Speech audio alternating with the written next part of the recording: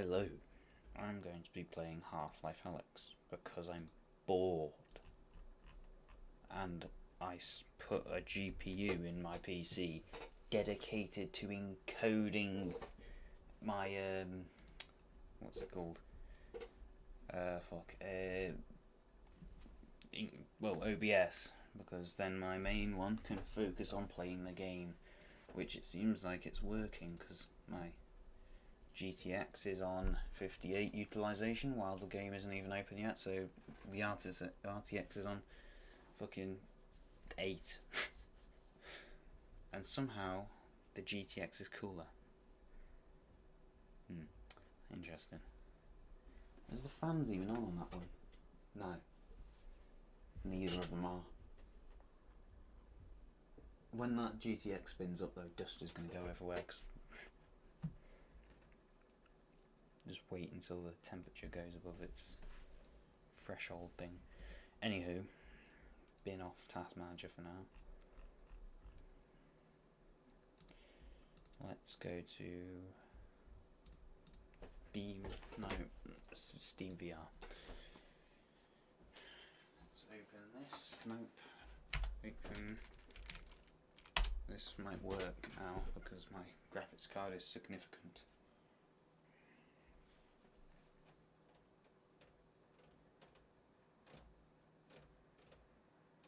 Actually, no, I don't want to do that. That's diabolical. Outrageous. Criminal. Goodbye. There we go. Right. Let's open up this.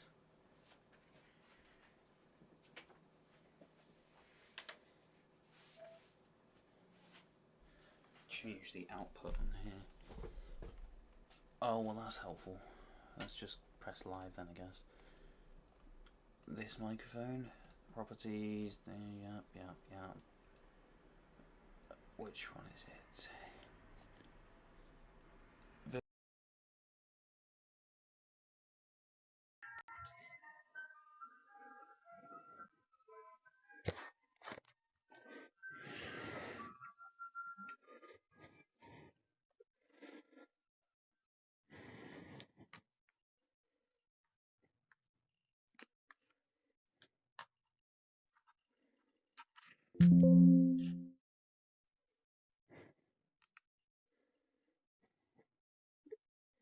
Switch to VR. Now I should be able to see that dial be moving. It does, yay. That's good. Yeah, bloody crashed, whatever. Okay. Game. Open.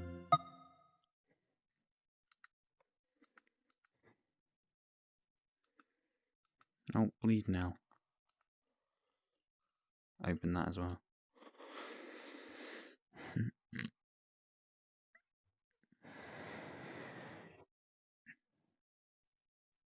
Just gonna do some spooky bow bullshit. Oh fucking hell, what's that? User account control.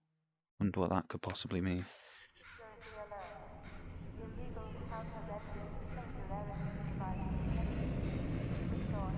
Nice.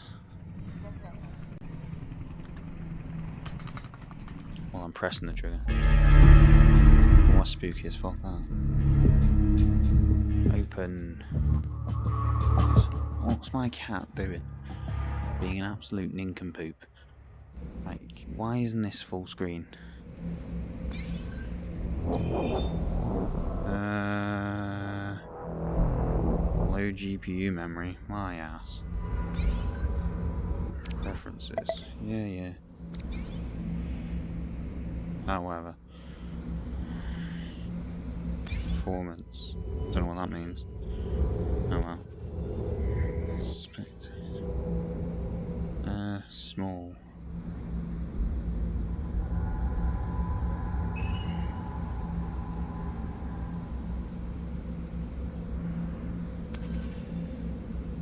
I'd rather the spectator actually had a full screen to work with, because this is outrageous. I can hear the jet engine starting. How do I fucking... Alexa, how do you full screen Half-Life Alyx on PC? And what else is going...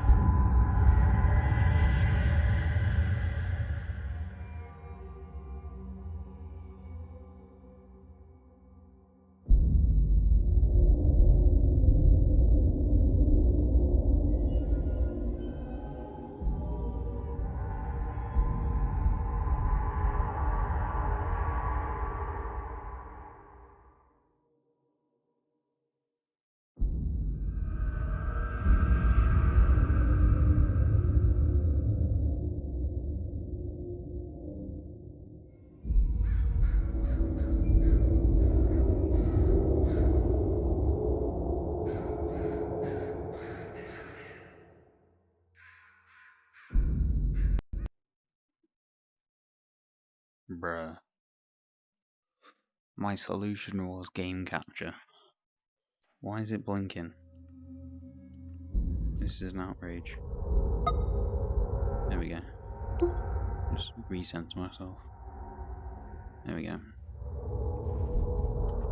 So now that should look fine on stream, yeah?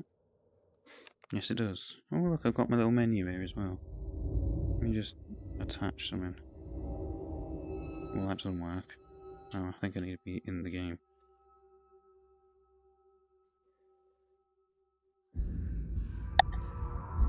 Oh, fuck me. Off you go, mate.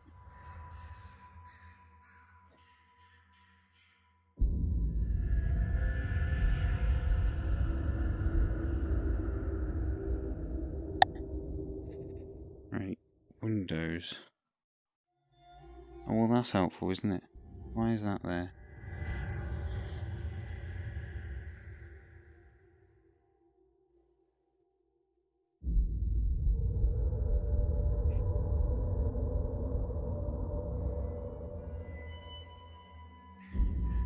I don't want this. Touchscreen emulation. Well, that did something.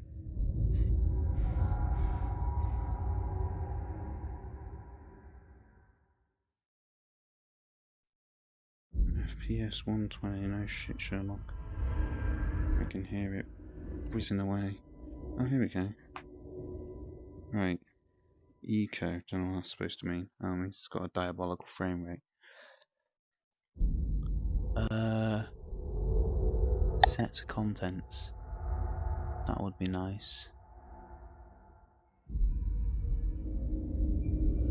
Do you reckon I could pop that stream?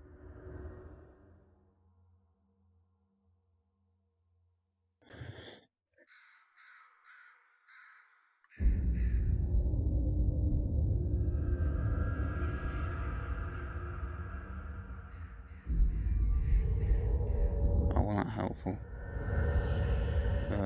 Set contents. Pop-up post. That's very helpful. There we go. I've got the chat now.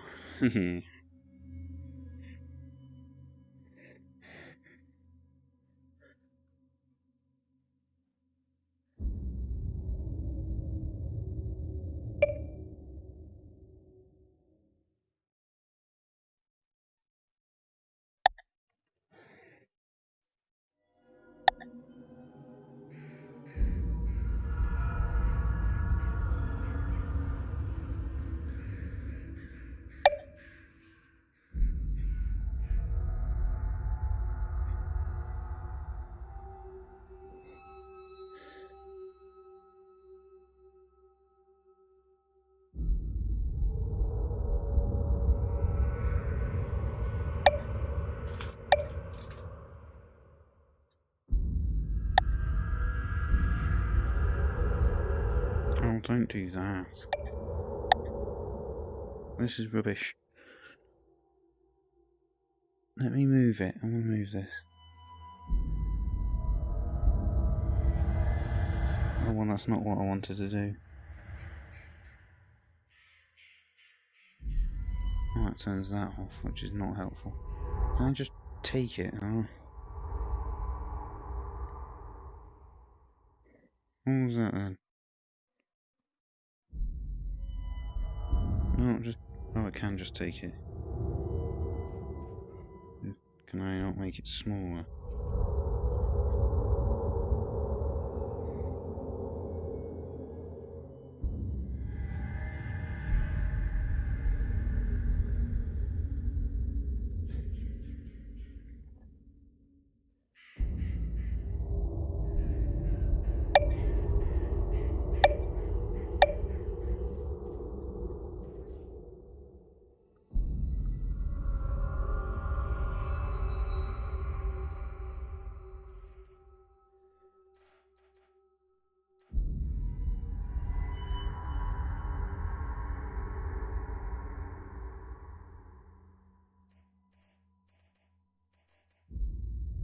Oh, fucking closed it.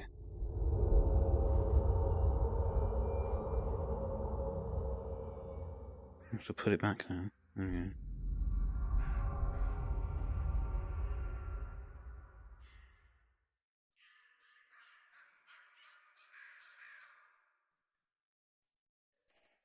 I'm not sure why it thinks that's acceptable.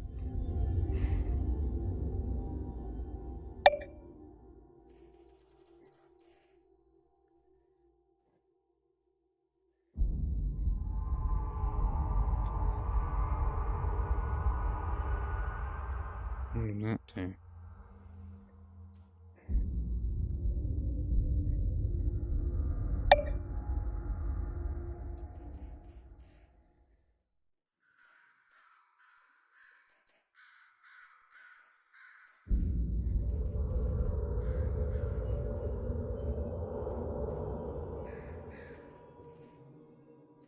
Do like a viewing angle.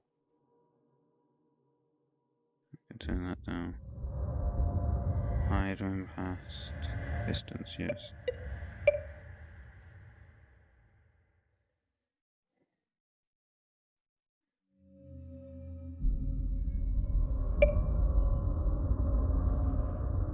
It's disappeared now.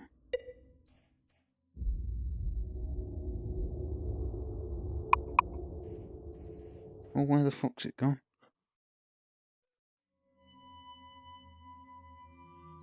Oh, there it is.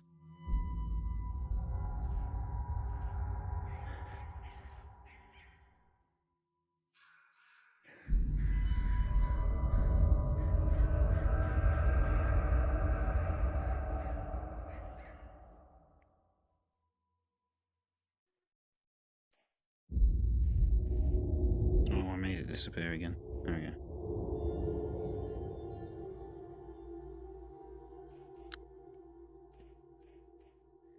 Don't really want to be able to edit it though, in case I accidentally slam a button, but oh well, let's just continue. Oh, bloody hell, not centered again.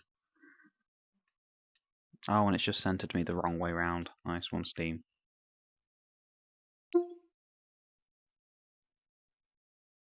There we go. I'll take your time.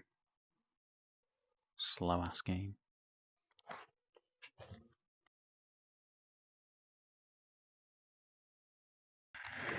Both GPUs seem to be whizzing away.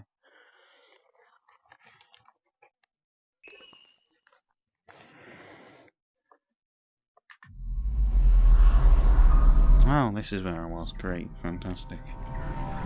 Oh, I forgot I had one of these. That's fun. Oh, bloody hell. Until this point in the game, players have only seen headcrabs attached to the heads of zombies. This led playtesters familiar with headcrabs from prior games to anticipate encountering them on their own.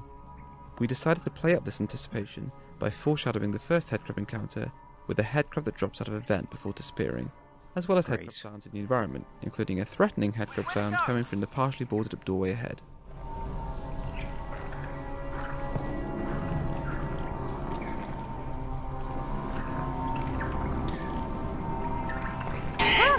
Oh, fucking hell. Yep, there it is. Found it. Probably only one of those.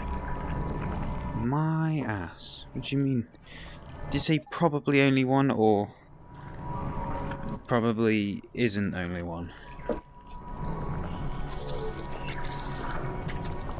How many of them do I have left? Probably not a lot. I've got 60 apparently. 60 bullets or 60 of the max. God knows. Well, hello, my friend. Oh, he said only one of them, right, okay. Look at this cardboard box. Yeah, very, very logical. What the hell is this? Oh, it's a old phone. Well, right. What's this ominous ass? Right, it's already loading again now. This game is enormous.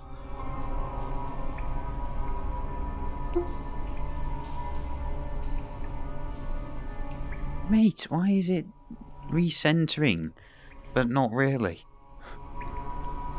There we go, that works. Kind of.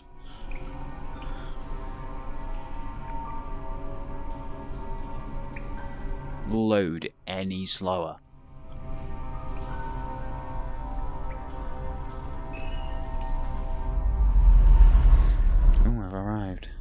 Heard anything about Dad, Russell? No. Radio silence since he got on the train. Damn it. Well, the good news is he's probably fine. Okay, that's just unacceptable. They're taking him to Nova Prospect to torture him. That's the torture place. So they're hardly going to torture him before they get there. So he's fine. Logically speaking.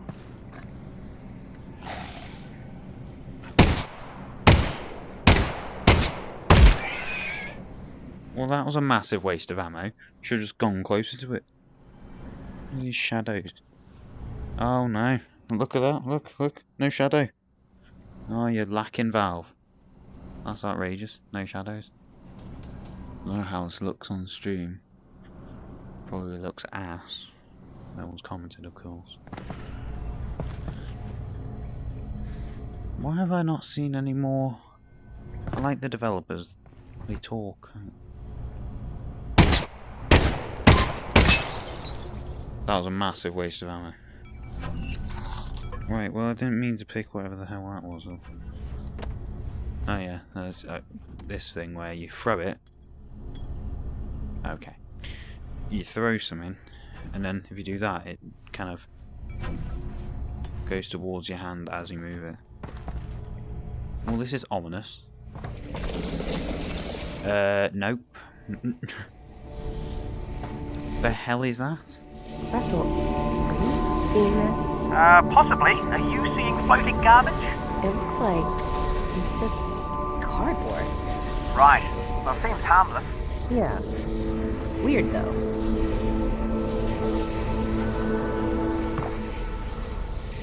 Anything needs shooting? Because I have a gun. Okay.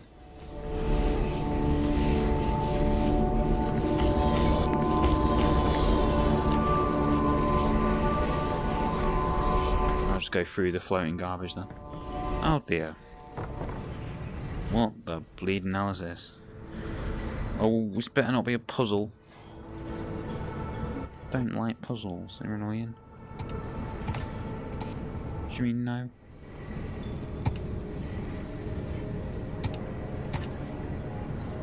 Right, I'm about to fucking shoot this thing.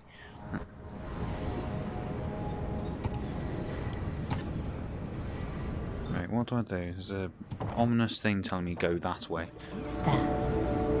Oh, what the hell is this? Memorial. What's this one? Musical motifs.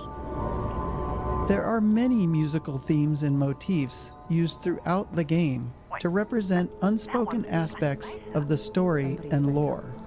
For example, the Vortigaunts play an integral role in the subplot of the game, and we chose to use music to subconsciously communicate the repeating nature of their role both in the timeline of Half-Life Alyx and in the larger timeline of the Half-Life saga. Within the music in this scene, you'll hear variations of themes used throughout the timeline of the game, from the very first sounds of the game up to the finale in the vault. Not sure what this guy's yapping about. These motifs Finale in the vault. Well, that sounds ominous. Next. There are two layers to the markings on the walls in this area. The square and dot patterns, that are the functional elements of the environmental puzzle, and the mural representing the Vortigaunts' interpretation that's a of the puzzle, events isn't of it? the Half-Life saga. For the first few years of development, this area only contained the dot patterns supporting the perspective puzzle. But as we fleshed out the rest of the level, we found that playtesters responded especially positively to the Vortigaunts' wall markings leading up to the hideout. It was at this point that we realized that this area could serve as a canvas for our Vortigaunts' artistic magnum opus. To do this, we organized the dot patterns into a sort of swirling star field behind the Vortigaunts' art. The imagery itself, which was inspired by petroglyphs and other traditional rock art, portrays many significant events from the Combine invasion, painted hurriedly by the injured Vortigaunt, almost as if he was trying to capture what fleeting memories he still had of the vortessence from which he had been severed. The fact that Vortigaunts have a complicated relationship with time gave us a lot of leeway in terms of drawing this as a strict, linear timeline. For example, you may notice that the Vortigaunt uses contemporary Combine troops as shorthand for Combine invasions from the past, or that the timeline is just generally hazy. A little from the past, a little from the present, and a little looking forward to the future events of Half-Life 2. A bit stuck here. I don't know what to do.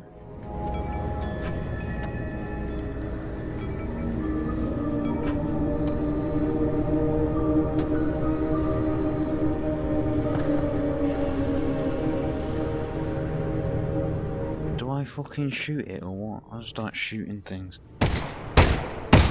No. No.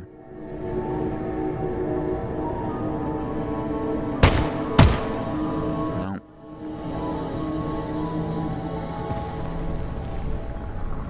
Well, that seems Looks like ominous. pictures of vortigods. Does it? And I can't do shit about it. Let's look over here then. Yeah, that's very interesting. Next. Yeah, very fascinating. Now what do I do? Anything there I need to know about? Doesn't look like it.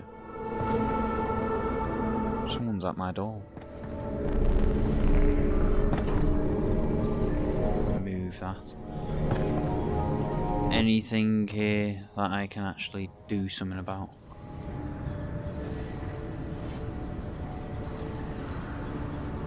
I'm just going to Google the pattern for this thing in a minute. Or I can just go.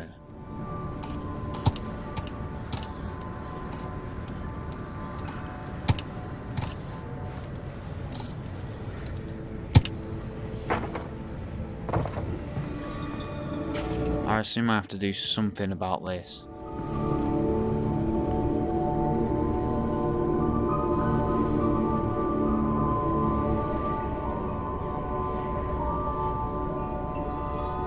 Problem is,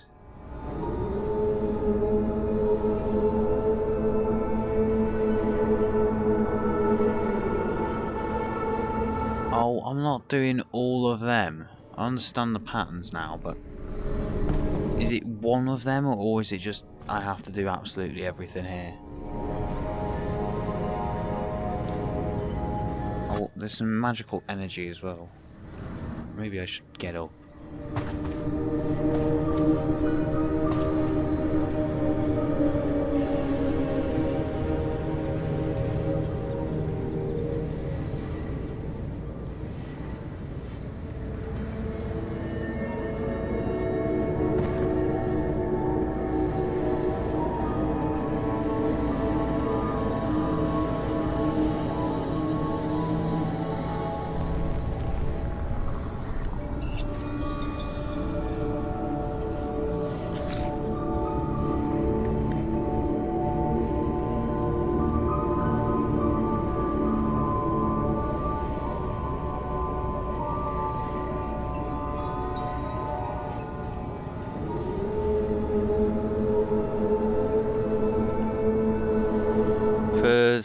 Second.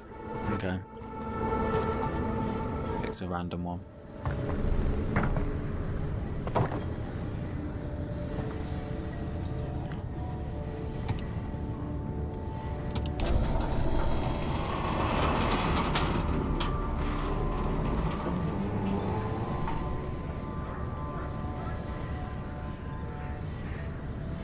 Do all of them do that?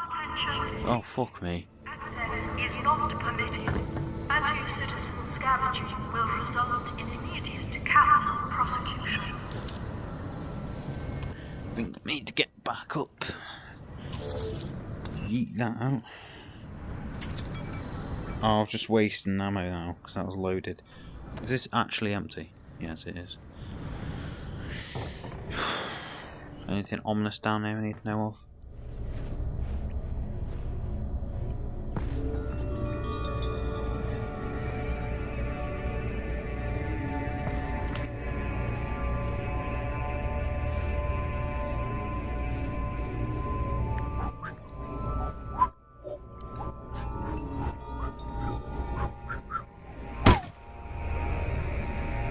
Oops. Alyx, you alright? What's wrong? I'm fine, Russ. Oh shit. What's up? I'm losing your signal. Oh no. Alyx, if you can still hear me, keep heading in the same direction and trying to get above ground. Russell? Russell? Oh well, I should have just gone back out there. You know what? Let's do that.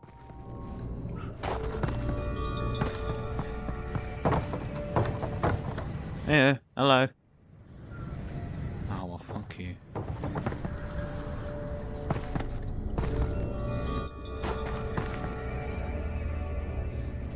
There's no developer commentary either. No headphones.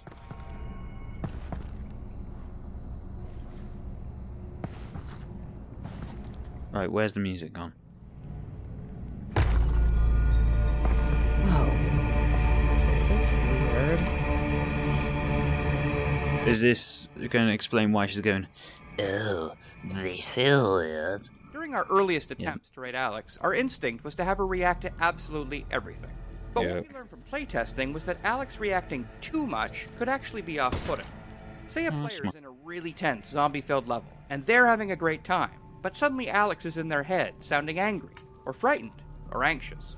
These Alyx reactions were creating a disconnect between how the player was feeling and how the character they were role-playing as was feeling. So we took a lot of those out. The Alyx reactions we left in tended to be the ones that were practically universal. Alyx's reaction here to the surreal entrance to the Vort hideout is a good example.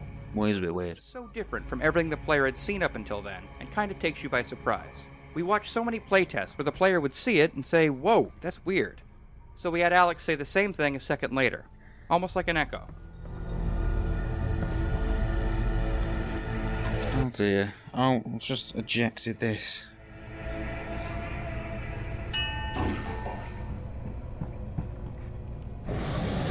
Oh, The Alyx fans. You received my messages. I did? Come, enter. Okay. Thanks. You are welcome. I'm welcome. What's a Vortigaunt doing here? Cooking. Right. I don't think you... In general. I have a brain injury. Oh, I'm sorry to... My brain is injured. That's terrible. Ow. And I hope... Look, I'm actually pretty busy looking for my father. The Eli Eli Vance. Vance. Yes.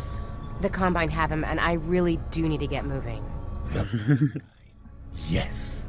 Do not go yet. That's smart, that. Can't hit his hitbox. Look, I appreciate... This way. I can't stick around. It is important. I know, I'm sure it is. The Alyx Vance must go this way anyway. Okay. Oh.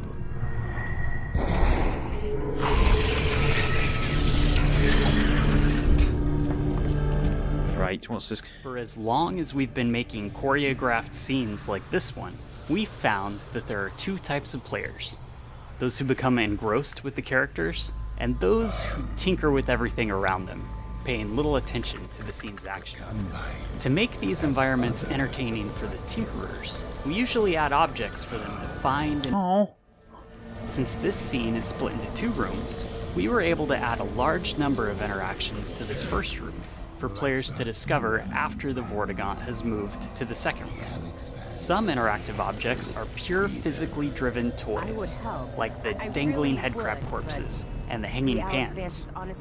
Others are animations triggered by the player's actions, like the way the caged headcrabs react to the player approaching or shooting them. One type of object on the table is a squeezable headcrab heart, which is a remnant from an older version of this scene where the player would revive a wounded Vortigaunt by squeezing nectar from these hearts. While that scene didn't work out, we found the experience too compelling and, well, too gross to completely cut from the game. The Combine drilled here. I am severed from the vortessence. I am alone in my head. I'm sorry. Look, if I can, if I run across your friends, I will see what I can do. You have saved my kin. I haven't. Then you will.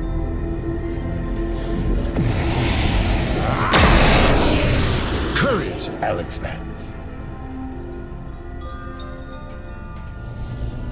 The fundamental challenge of any choreographed dramatic scene like this one is making sure that we entertain the player without undermining the delivery of critical gameplay information.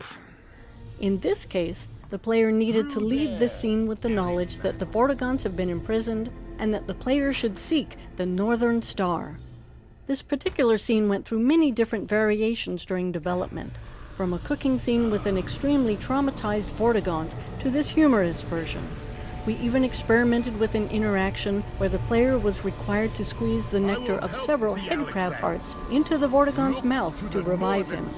While this was a memorable and novel VR interaction that ensured the player was engaged with the scene, the interactivity on the player's part often resulted in playtesters remembering the actions they took, but not the critical gameplay information.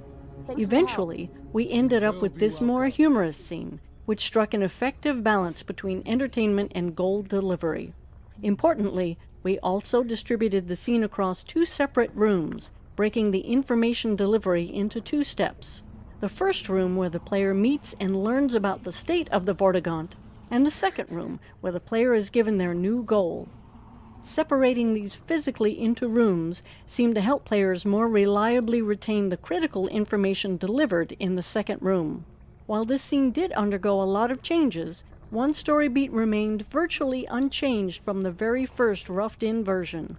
The moment the Vortigaunt tosses a head crab carcass down to the player and yells, "Sustenance!" Right from the start, this moment always got a great reaction from playtesters and remained all the way to the final product. Great. What is this? Reflections? But no ray tracing. This game looks really good, but also really shit. Look at that. It's a very shiny, low quality wall. Right, you think I'm crouching through there, you can think again. Why does that look like a capacitor or one of those resistors? Anything up there? No. Oh great, here we go. Loading again.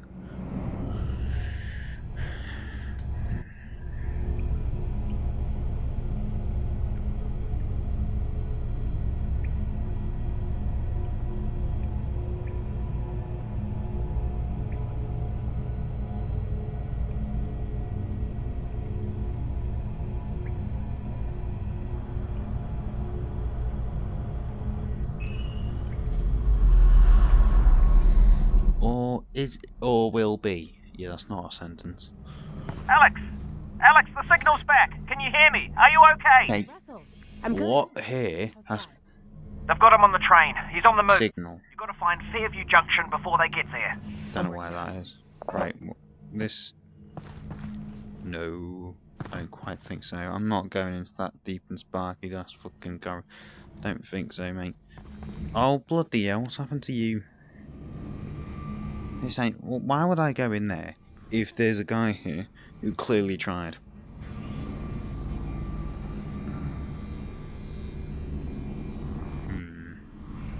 Lack of music is very threatening. Better not jump me. Oh, bloody hell. Happen when you cut out? You're not gonna believe this, but I ran into a Vortigaunt. A Vortigaunt? What was he doing down there? Hiding. I think he escaped from the Combine. What did he say? You ever meet a Vortigaunt? He said, crazy Vortigaunt. We spend time on every game design element thinking about how the player is expected to learn of its existence and understand its details. Some design elements are so important that the game experience will break if the player doesn't understand them, while others may just be fun diversions or rewards for exploring the game's systems. Any required element will require work on our part to teach the player. In Half-Life, we try to teach elements in ways that feel as natural as possible, entwined within the core flow of the game so that you don't feel like the game just stopped to teach you something. We don't always succeed, but the attempts usually lead us somewhere interesting. In this case, we need to teach the players about the armored head crab. The key elements that we want them to understand are that the head crab is invulnerable on the top, but has a weak spot on its belly. We would also like the player to learn that the head crab exposes its weak spot right before it jumps, but this isn't required. The player can fall back to shooting the weak spot as the head crab scrambles around after a leap. Okay, good to know. Not really, but what about you? Well, that's unnecessary. Teaching design elements of enemies is always tricky. Players have shown us for years that it's really hard to learn something new while under attack. We've also seen that invulnerability, in particular, I just missed that enemy feature to teach. If players are blasting away at an enemy, they are often not paying close attention to the impact feedback. If the enemy is vulnerable in some areas and not others, players may kill the enemy with a spray of gunfire, not realizing that some of their shots did nothing, while others hit critical weak spots. So when we approached the armored training, we knew we'd need to do significant work. Oh, the first step was to avoid placing the player under duress by containing the enemies inside this wire fence. Next, we placed head crabs at eye level facing the player, exposing their bright, pulsing weak spot. If the player shoots one immediately, they are rewarded with a unique death effect where the head crab explodes into chunks. This effect is designed to show the player that they did something special to kill this head crab, as opposed to how they've been killing head crabs up until now. There are a couple of other pieces in the setup here that are important. A second head crab is placed right behind the lock the player must shoot to enter the cage, encouraging the player to notice the weak spot and try shooting it. 2 more head crabs are loose in the cage, scripted to repeatedly attack invisible points on the wire fence. This ensures they are constantly demonstrating the way they expose their weak points before they leap, and this allows players to practice hitting the weak spot from behind the safety of the fence. With any section of natural entwined training, we've observed that there's rarely any one thing that succeeds in teaching all players, nor do 100% of players leave with the perfect understanding we'd like. If player understanding is absolutely critical, we have to build a more bulletproof gate that ensures the player demonstrates understanding before moving onwards. In fact, we do just that when the player acquires the shotgun in the next area. In the case of the armoured headcrab, however, playtesting showed that we could afford to let a few players through with less than perfect understanding. This section gave them enough of a chance to experiment that they got a sense of what was going on, and further encounters with armoured headcrabs solidified it. There was still a lot of iteration on the visual design of the headcrab to further drive home its armour and weak point, and we also added a custom response to shotgun fire. In that case, the armoured headcrab flips over and wriggles for a second, exposing its weak point. This was added to reduce the resource loss we saw happening in players who were still struggling to understand the armoured headcrab mechanics after they acquired the shotgun.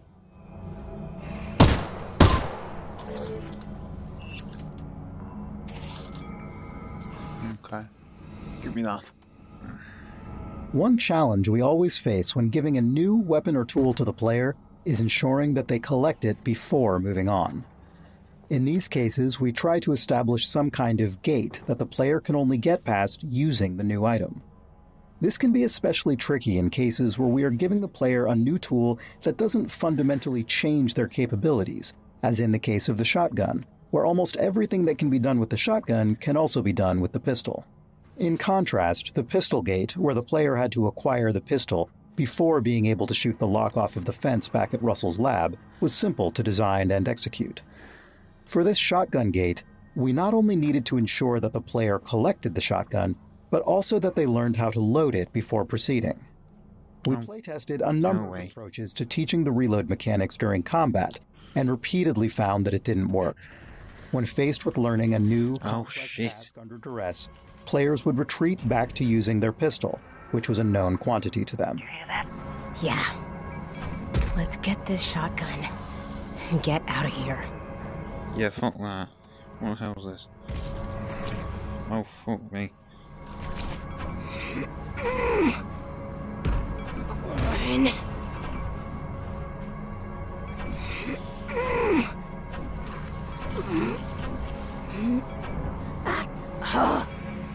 Run.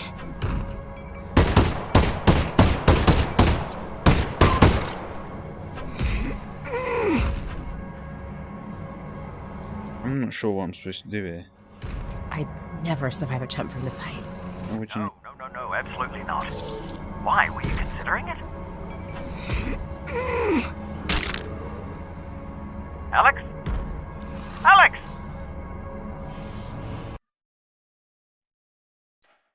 Wowza, Blaismore.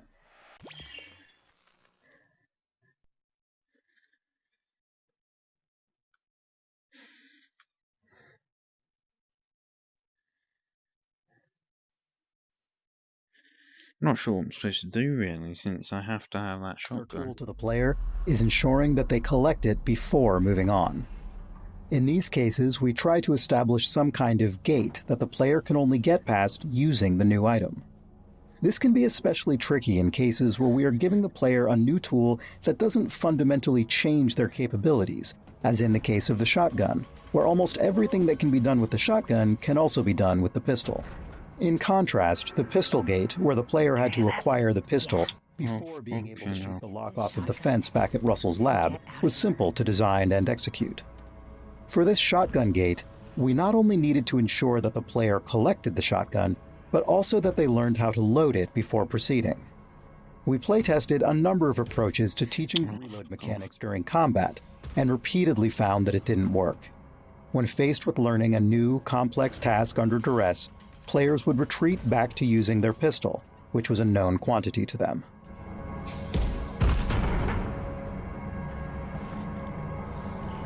Mind if I just take that? Oh fuck. Oh.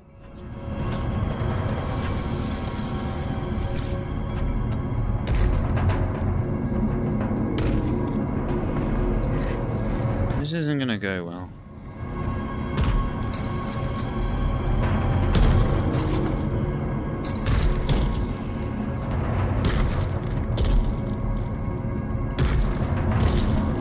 What am I supposed to... What do you want me to do, fucking team?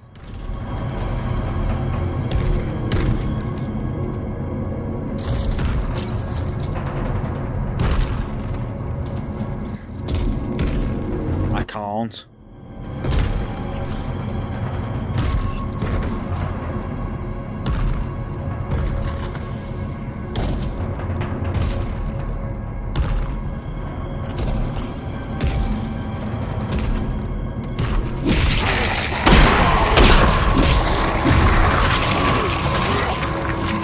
Oh, fuck.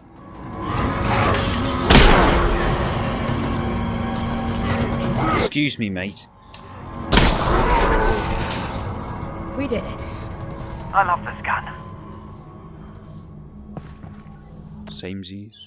Once the player has collected the shotgun, they are only halfway through the shotgun gate. Next, they need to learn how to reload it. To drive home the necessity for the player to learn how to use this new weapon, we added an incoming threat, using a variety of audio and visual effects to sell it. While our goal is to make the player feel like they have a limited amount of time, the time pressure is entirely fake, and everything proceeds based on the player's progress in loading the shotgun for the first time. I figured that out anyway. Once the shotgun has been loaded, a short timer starts, after which zombies burst through the walls. If the player happens to look at the walls before that timer is up, we abort the timer and introduce the zombies. The combination of a timer and a look trigger is a common trick used in places where we'd like the player to see a neat visual moment, but we can't wait forever or the game simply won't progress. The breaking of the walls by the zombies is the final step in opening the shotgun gate. Having new enemies open the way forward when they enter the player's space is a fairly tried and true method, but it's never one we're particularly happy with. It's always a bit too convenient and lacks agency on the player's part. But in a setup like this, which contains a novel puzzle, a new weapon, and its associated mechanics, plus an ambush, we're already dealing with a lot of design complexity packed into a small space, and further additions would complicate the scenario even further. Oh, bloody hell. Oh, I didn't mean to do that. Just use this gun for these.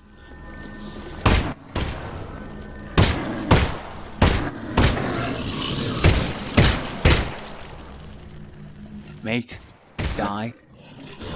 Last mag. Oh, is it? Great. Speaking of.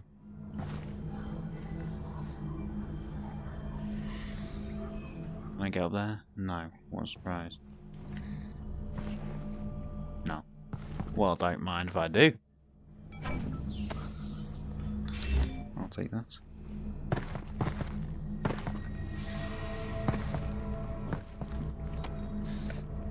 The visual design of the shotgun included a number of challenges. Shotguns in games are generally powerful, and we communicate that power with bulk. As a result, they're big and held in two hands. But our experiments with two-handed VR weaponry didn't reach a level we were satisfied with. When holding a two-handed object in real life, the object itself provides a physical connection between the two hands, and that constraint allows players to stop thinking about it consciously, in addition to providing physical feedback. In VR, without that connection or feedback, we found that players had to keep maintaining their own internal sense of how they were holding their two-handed weapon, or they dripped their hands into positions that were hard for us to reconcile. As a result, our two-handed weapons required players to play along more than we liked. Since one of our core goals with Half-Life Alyx was to allow players to fully immerse themselves by ceasing to think about what they were doing in real life, we decided to focus on single-handed weapons, including the shotgun. I don't know what reconcile means. Our initial instinct with the shotgun design was to use a regular real-world shotgun, but modified, with a sawn-off stock and barrel so it would seem less cumbersome when held with one hand. This approach always resulted in the handle being at the rear of the weapon, and we ran into the problem where the weapon always felt front-heavy. But obviously, the VR controller in your hand wouldn't reflect that, leading to a disconnect between what you were feeling and what you were seeing. Placing the handle more centrally and underneath the weapon helped avoid this disconnect. This implied centre of mass wasn't really maintained well as the weapon accrued upgrades throughout the game, but the first impression was the most critical. Since we were going with an odd form, we were keen to use common shotgun visual elements wherever we could to help with player recognition and to ground the design in some reality. One element we borrowed was a common shotgun tube magazine that stores shells horizontally in line with the barrel, and we were just able to fit the gameplay requirement of 6 shells without the overall length becoming unwieldy. You can see the effort we had to go for further shell capacity in the design of our autoloader upgrade. Our first reloading mechanic was based on the realistic insertion of 1 shell at a time. Playtesters found this to be overly tedious, although we did receive some positive comments that it made them feel like... Oh, I'm fucked, aren't I? The simple addition of allowing the players to insert 2 shells at a time solved this issue, allowing us to keep the good part of the design whilst losing the bad. We were keen to reinforce the whole action movie star thing, and experimented with some big gestures. Oh, well, I'm properly fucked now, aren't I? The inclusion of a pop-up mechanism allowed us to add an additional step to the reload that further separated it from our other weapons, yet had a satisfying flick of the wrist. Oh, I'm definitely fucked now.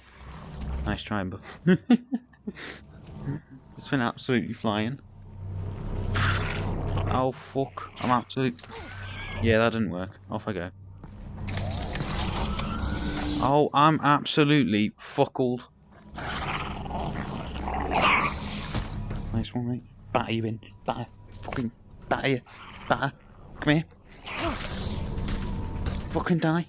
Get off. Don't live. No, that's unacceptable. Why can't it just fuck off?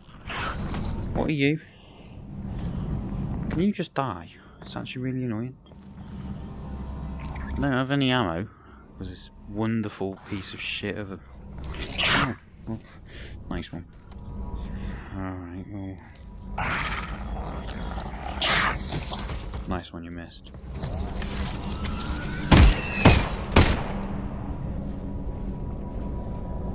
Finally. Right, what should I upload?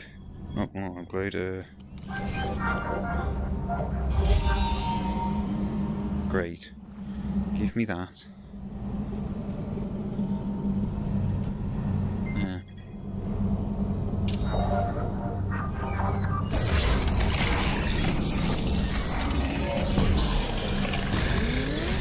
Why has that gone tiny?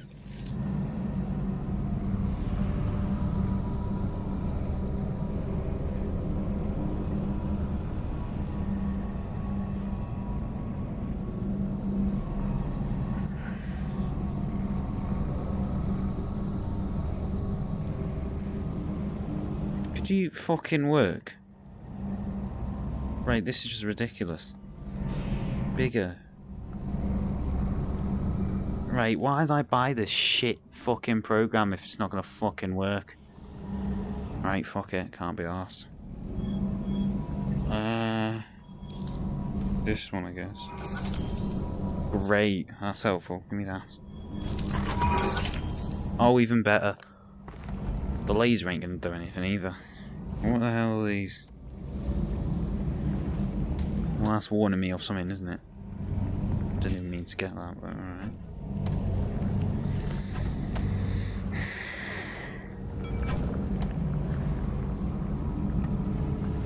See if there's anything around here.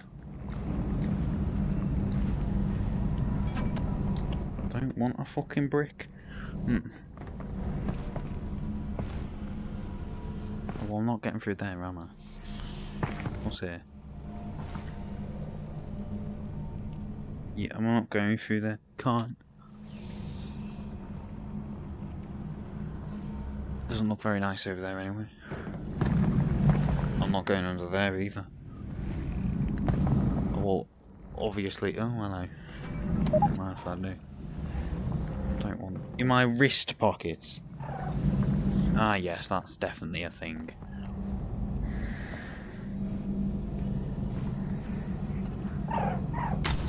Mine just be normal pockets and just go like that and grab it. Right.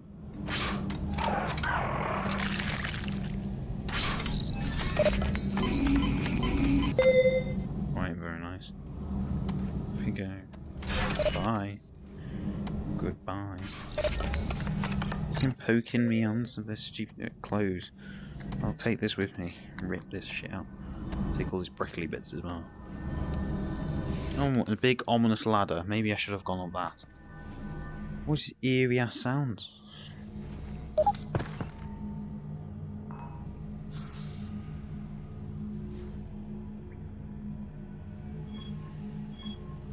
Alright. Forgot the weapon.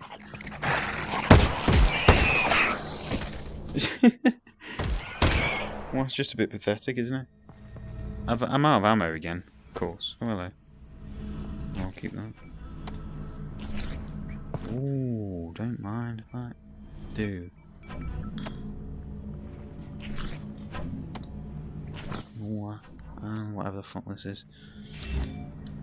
Resin or whatever they want to call it.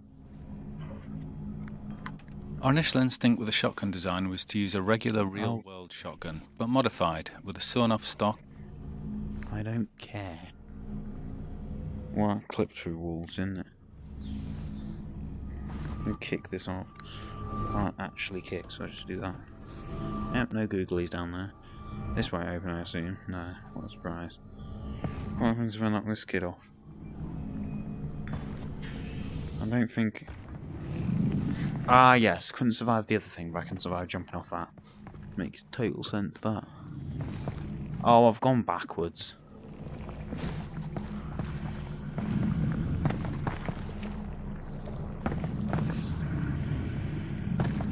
I want to been down here. Great, it's just more of that shit. What's in here? Oh, it's the same fucking thing.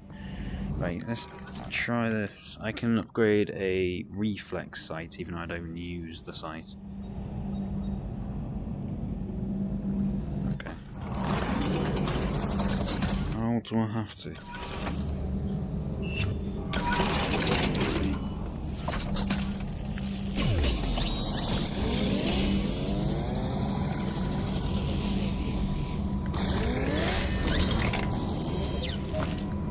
Oh, that really worked, didn't it? Oh, really, mate? Huh.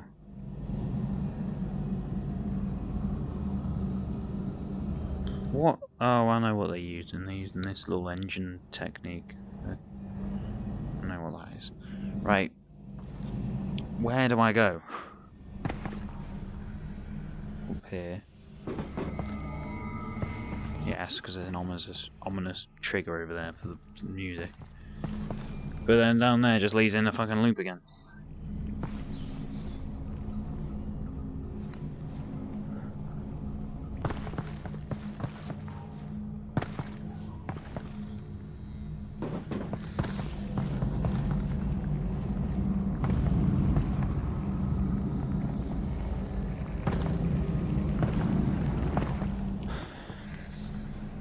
Nowhere to go.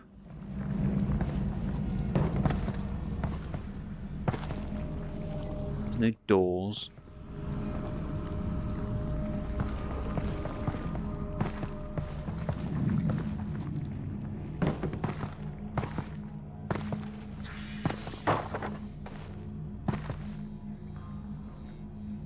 This leads to nothing.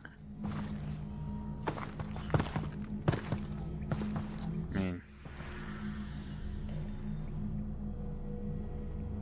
do you reckon I grab onto this knobhead and...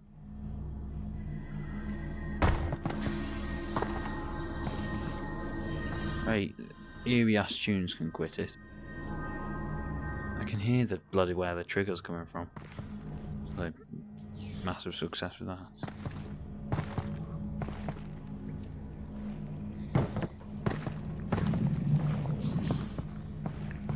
Where do I go?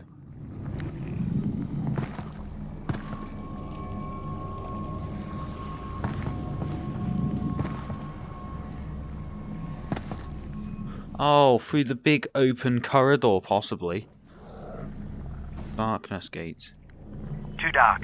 You'll need a flashlight. I think you're right. Where? As with the shotgun and the pistol, we needed a gate for the flashlight to ensure the player couldn't proceed without it. We tried a number of designs around the moment where the player collected the flashlight, but they all ended up being about the player picking up an object, and not specific to that object being a flashlight. Given that the flashlight just throw something at me, cheeky sod. Light, we felt the gate needed to be an area of darkness. We also really wanted the player to be excited to get the flashlight, and that meant they had to experience darkness before collecting the flashlight. This turned out to be an interesting challenge, because we already had many poorly lit areas prior to this, and now we needed an area that was so dark that players would correctly interpret it as a gate. Oh, fucking hell. Implementation was simply to ensure there were no lights within the hallway. Unfortunately, playtesting showed that wasn't enough. Oh, what? Some VR headsets have extremely low black levels, and on those headsets, enough light bounced in from this lit area to enable players to move forward. In addition, our low ground fog provided just enough contrast in the dark hallway for players to make out the scene and stumble through it. Even once we removed fog and bounce light in this area, we saw yet other ways that players tried to move forward. Some players would fire their pistol repeatedly, using the muzzle flash as a strobing light source. Others would use the teleport targeting UI to probe the room, because at that point in the project, it had a small light source attached to it.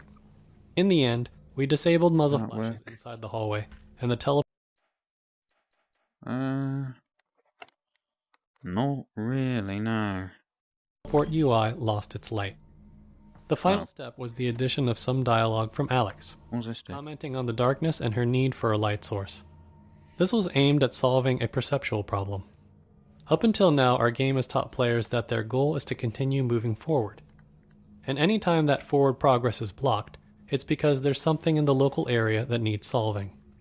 Given that structure, it's entirely rational for players to do everything they can to find some way to see in the darkness ahead. Alyx's dialogue is aimed at telling the player that the game has recognized their attempts to move forward here, but the solution lies elsewhere. Subsequent playtesting showed us that this dialogue, coupled with the brightly lit area containing zombies off to the right, helped tug players past the darkness entrance and on towards the flashlight.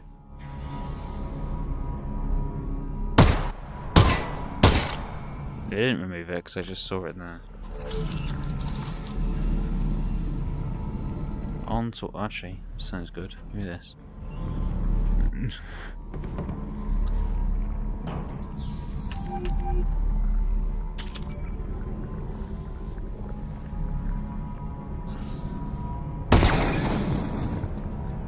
That worked. Right, where do I get a fucking flashlight from then?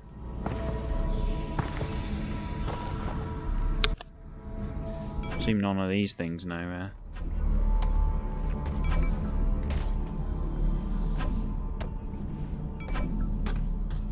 Anything in that box? No. What the hell did I just grab? Oh well. Right, where's this stupid fucking flashlight? What's this? Oh fuck. Like hacking and environmental puzzles, toner puzzles like this one are often used to relieve tension from combat and engage the player's mind in a refreshing way. This puzzle introduces a new junction type, which has 2 inputs and 2 outputs. Oh fucking hell. Functionally, it's just a simple airlock. Only one of the main combine gates can be powered on at a time, with an additional wrinkle that the smaller side gate on the return path must be powered down separately. In addition to providing a break between hectic combat encounters, this puzzle is a gameplay mechanic refresher since it's been some time since the player has seen a toner puzzle, and the next ones start to ramp up in complexity.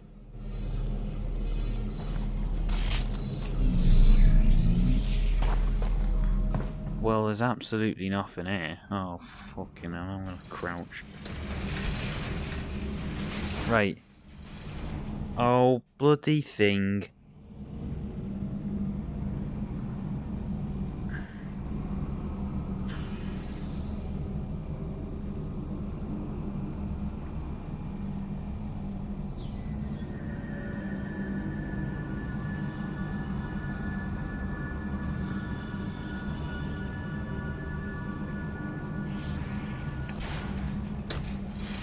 This is criminal.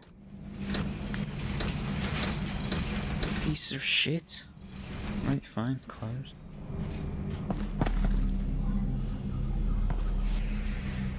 Right, how do I fucking...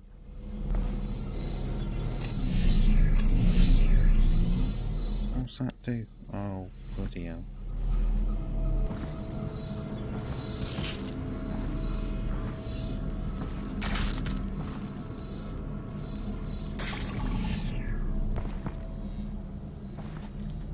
A door with a handle. Oh, locked is it? Don't know about that one, mate. Where the fuck is the mechanism for that? And that unlocks it, does it?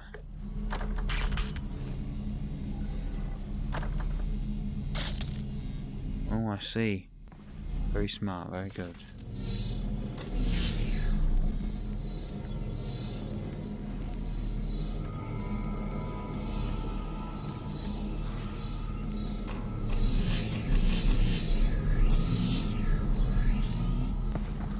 No, it would be helpful if it told me how the fuck I was supposed to move on from here. Believe it or not, I don't have a key.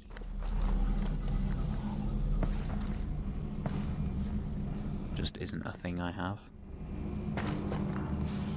And this thing doesn't go any higher because it's a piece of shit.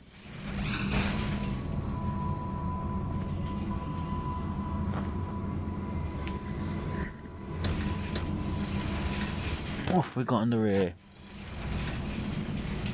Absolutely nothing that I need. Oh, fucking hell.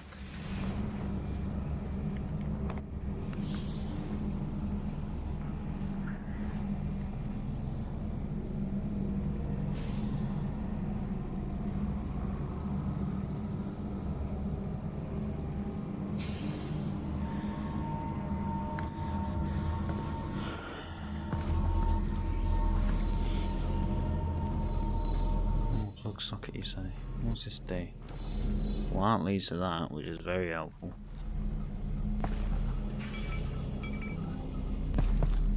What am I supposed to do about this stupid door?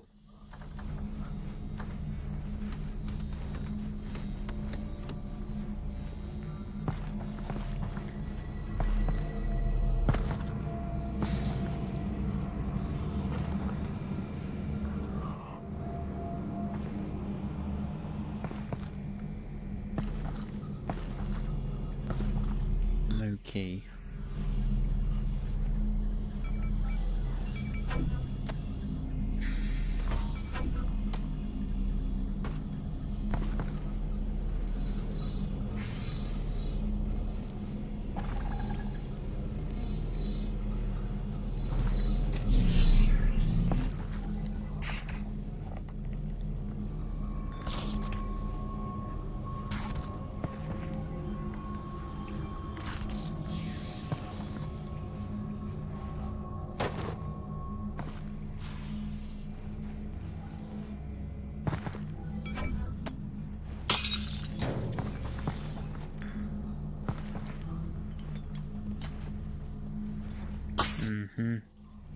Right. No key there.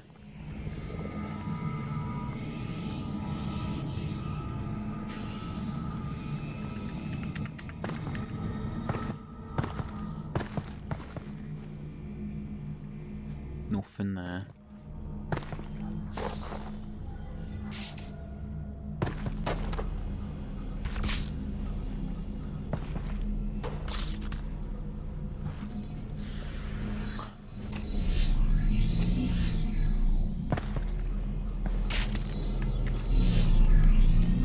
What's that lead to? Ah, right, what does that lead to? Also that's very helpful. What that leads to? That stupid thing.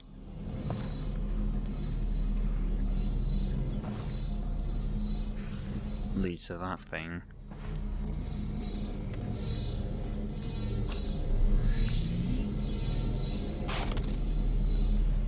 Leads to that. Nothing around this thing. No. Okay.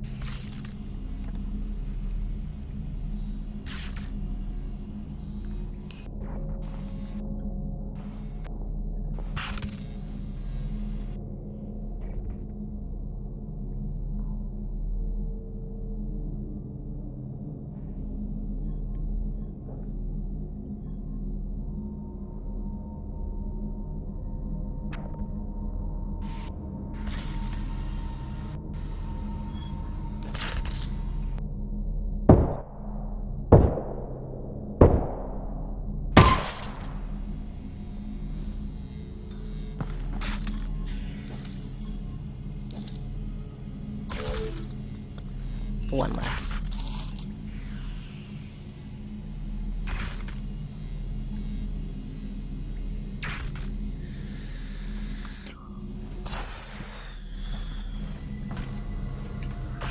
This is just annoying now. There's no way to do this. Oh,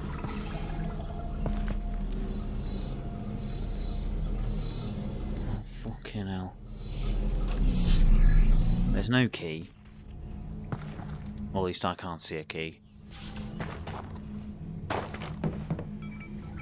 Unless you have it, which you don't, so.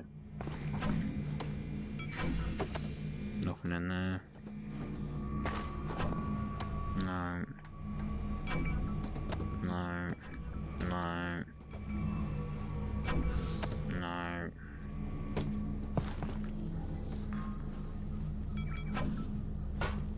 And why that bucket went flying at my face? What about you? No.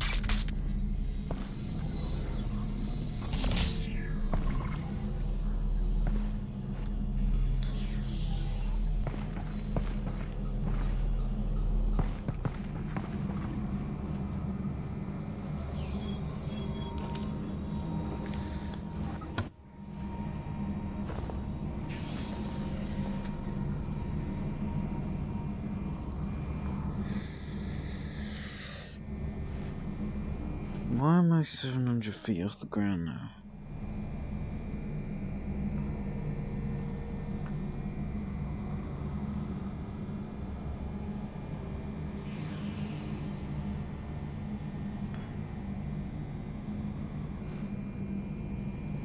Now I'm even higher. Great.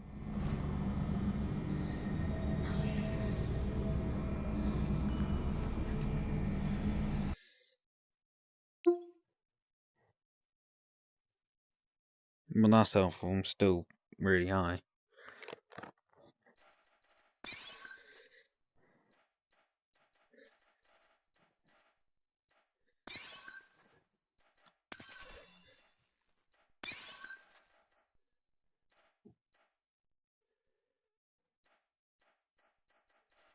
Right, obviously I can't progress because,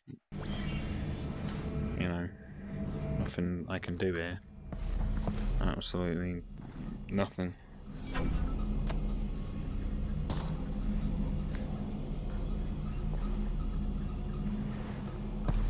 So I'm gonna end the stream because